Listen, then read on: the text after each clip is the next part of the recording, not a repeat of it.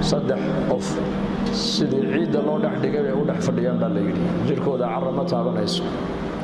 shahiid ninka gaal gacantii ku dhintay waa sidii qabriga loo dhex dhigay baa la yiri waliba dhiigiisii oo qoyan oo calaamadii dhiiga ay ka muuqato oo maaragtaan laakiin carfigiisu uu yahay miski ayuu banka qiyaama soo bixi doonaa nabiga kaleey salaatu wasalaam حافظ القرآن القرآن كحبار سنة قلبي يس القرآن كجرنا عيد معه تبالغ من جاءه الموت وهو يطلب العلم ليحيي به الإسلام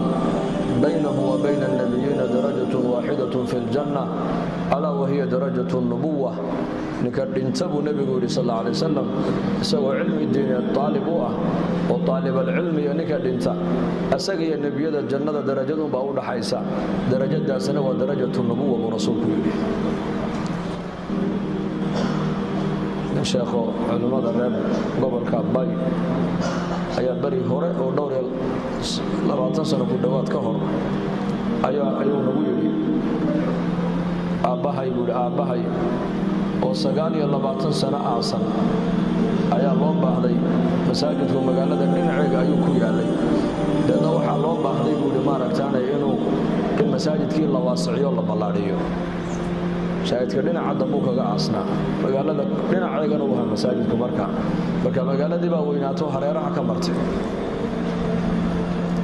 مساجد كمركا قبر يقولوا كل حيالنا لما وقلوا لأنه وحالي وحان دونينا إنا نوغي دمتو maadaama masjidkii aan u baahanahay in la waasiciyo xaafadii dadkii ay bateen aan la naqliyo aabaha maydkiisa ama wixii ka hadhay jirkiisa intoo la naqliyo in qabuuraha muslimiinta loo geeyo noo idan waa idmay baan ku idhi ana gacanteeda ku faqay buu markaa qabriga gacantayda deedna markaan waxaa dhacday buuri sidii maalintii aan ku dhignay waa 29 sano ka hor sidoo ahaa isagoo oo ciidii uun bas ka fakay ay ka cuntay ayaan qaadno markaas qabuuraha ku darnay buuri lana abahay xafidan likitaab ilaahi buha midkii kalaamka ilaahi azza wa jalla xafidsan oo quraanka xambaarsan buha marka al-anbiya alayhim assalam والشهداء وحملة القرآن بل صدح ذا قلو عيد سيدي الله دحدغي بو يالين عيد وحبا كما انتم